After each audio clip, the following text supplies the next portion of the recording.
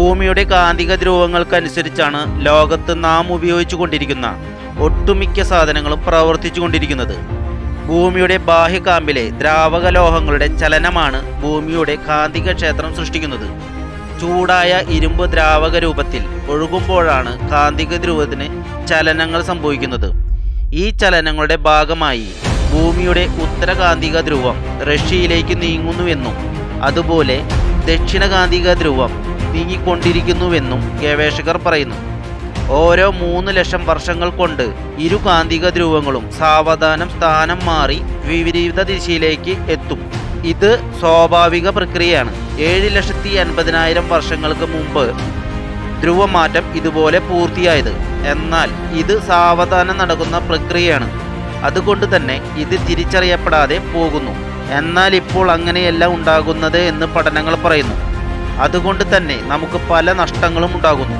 40 വർഷത്തിനുള്ളിൽ ദുരൂഹമാംവിധം സ്ഥാനചലനം വേഗം വർദ്ധിക്കുന്നു. ഇതുമൂലം GPS സിഗ്നലുകൾക്കും നാവിഗേഷൻ സർവീസുകൾക്കും ദൈനംദിന പ്രവർത്തനങ്ങൾക്കും സാരമായ പ്രശ്നങ്ങൾ ഉണ്ടാകുന്നു. മുങ്ങിക്കപ്പലുകളുടെയും സ്മാർട്ട് ഫോണുകൾക്കും വിമാനങ്ങളുടെ നീക്കം വരെ പ്രശ്നത്തിലാകും. മുമ്പ് ചലനനിരക്ക് മണിക്കൂറിൽ 15 കിലോമീറ്റർ വേഗത്തിലായിരുന്നുവെങ്കിൽ 1990നും 2005നും ഇടയിൽ ഇത് മണിക്കൂറിൽ 50 to 60 കിലോമീറ്റർ ആയി വർദ്ധിച്ചിരുന്നു. 2040 കൂടെ ഇത് വടക്കുനോക്കി യന്ത്രങ്ങൾക്കും നാവിഗേഷനും ഇത് സാരമായി ബാധിക്കും. ഭൂമിക്കുള്ളിൽ 1800 മൈൽ താഴെയാണ് ഈ പ്രവർത്തനം സംഭവിക്കുന്നത്.